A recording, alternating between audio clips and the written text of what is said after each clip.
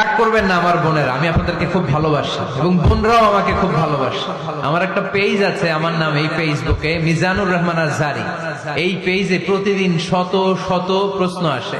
এই প্রশ্নের বেশিরভাগ প্রশ্ন আমাদের বোনদের। অনেক বোনরা বলে, হুজুর আপনার ওয়াজ আমরা শুনি, কারণ আপনি আমাদেরকে খুব সম্মান দিয়ে কথা বলেন। আলহামদুলিল্লাহ, আমি আমার বোনদেরকে ভালোবাসি, মাদেরকে ভালোবাসি।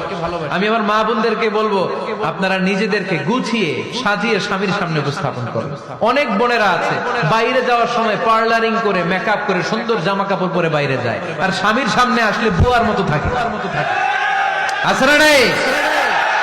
স্বামীর সামনে পচা জামা, ছিঁড়া জামা, চুলের মধ্যে নাই সুগন্ধি, নিজেকে গুছিয়ে রাখে না, সামলে রাখে না, কাজের বুয়ার মতো নিজেকে উপস্থাপন করে স্বামীর সামনে।